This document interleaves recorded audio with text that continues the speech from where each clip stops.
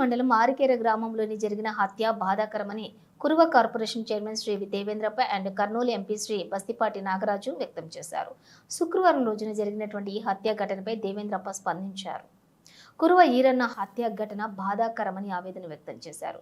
హత్యకు పాల్పడిన ఎంతటి వారైనా చివరికి తమ పార్టీ నేతలైనా ఉపేక్షించేది లేదని దేవేంద్రప్ప స్పష్టం చేశారు.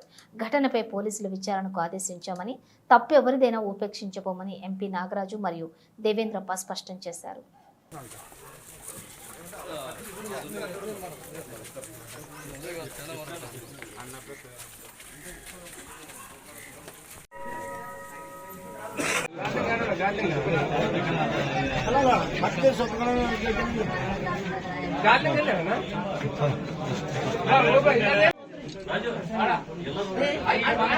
Okay, thank you sir.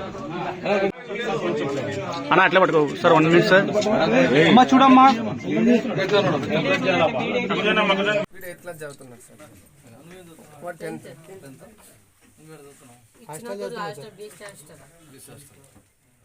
ఆ పిల్లడు ఇక్కడే ఊర్లో చదువుతున్నారు. చైర్మన్ మన 24వ తారీఖు శుక్రవారం రోజు ఈ ఊర్లో ఆలూరు మండలం అరికెర గ్రామంలో కురువ బండారి హీరన్న హత్య జరిగింది. మేము ఆ రోజు విజయవాడలో ప్రిన్సిపల్స్లో 24వ తారీఖు ఉన్నాను. నేను నిన్న వచ్చాను, 6 నుంచి ప్రెస్ మీట్ ఇచ్చాను. ఈరోజు ఫీల్డ్ అసిస్టెంట్ కోసం చంపారు, ఇంకా వేరే విషయం చెప్పారు అధికారులు, ఎన్కౌంటర్ తెలుస్తుంది. మన కురకులస్తుని చంపినందుకు చాలా బాధపడతాం. వాల్మీకి సోదరులలా వినండి, ఈ నియోజకవర్గంలో 50,000 ఓట్లు కురువాళ్ళుంటే మిమ్మల్ని 3 సార్లు గెలిపించాం. ఆలోచించండి. మీరు వాల్మీకులు బాగుంటే ఈ రాష్ట్రం బాగుంటుంది, ఈ నియోజకవర్గం బాగుంటుంది. అవసరం లేదు, అదేం గవర్నమెంట్ ఉద్యోగం కూడా కాదు. ఏమో ఎవరు ఉంటే 4 రూపాయలు వచ్చే దినం 3-4 కూలి ఎక్కువ పడదు. అది సీజన్ మార్చి, ఏప్రిల్, మేలోనే మాత్రం పని ఉంటాం అంతే. మీరు ఆలోచించండి. అధికారం తెలుగుదేశమో వైసీపీ పక్కన పెట్టాం. రోజు ఒక ఫీల్డ్ అసిస్టెంట్, ప్రభుత్వం పని చేసే ఫీల్డ్ అసిస్టెంట్ ని నరికేందుకు, హత్య చేసేందుకు చాలా బాధ ఉంది మాకు కూడా. ఆయన కఠిన చర్య తీసుకుంటాం. ఆ పార్టీ వదిలే పరిస్థితి లేదు, పార్టీ పక్కన పెడతాం. మా చంద్రబాబు నాయుడు సార్ దావోస్లో ఉన్నప్పుడు ఎన్నో తిప్పలు పడుతున్నాయి ఈ రాష్ట్రానికి పరిశ్రమ రావాలని. మీరే చూశారు, ఇప్పటికే 4 లక్షల పైన పరిశ్రమలు వచ్చారు. ఈరోజు మన రాష్ట్రం మీద కొంతమంది నాయకులు మాట్లాడారు, సంఘం నాయకులు. తప్పేం లేదు, సంఘము చనిపోతే హోదా తప్పలేదు. రెడ్ బుక్ పాలన, ఎవరై రెడ్ బుక్ పాలన చేసింది? ఎంత హత్య చేశారు మీరు? సొంత మీ చిన్న హత్య చేసి ఎలక్షన్లో గెలిచారు, సానుభూతి వస్తుందని. అవయ్య కురువ నాయకులు కూడా వచ్చారు, సంతోష్. కోడమూరులో నడి రోడ్డు మీద కురువ సిద్ధప్ప చెబితే ఆ రోజు ఎందుకు మీరు స్పందించలేదు? మీరు ఆలోచించండి. రాజకీయం చేయండి. ఏదో దొరికింది కాబట్టి శవరాజకీయం చేయొద్దండి, తప్పకుండా శవరాజకీయం చేయొద్దండి. మీకు శవరాజకీయం అలవాటు మాకు లేదు.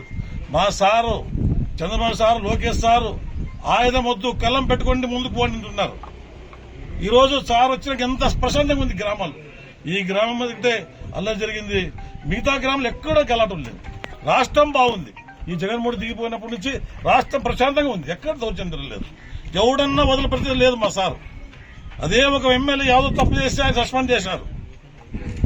ఇదే వైఎస్ఆర్ ప్రభుత్వంలో ఒక డాక్టర్, దళిత కులానికి చెందిన డాక్టర్ సుధాకర్, ఆయన ఏం హత్య చేశారు మీరు చూశారు, వీడియోని చూశారు.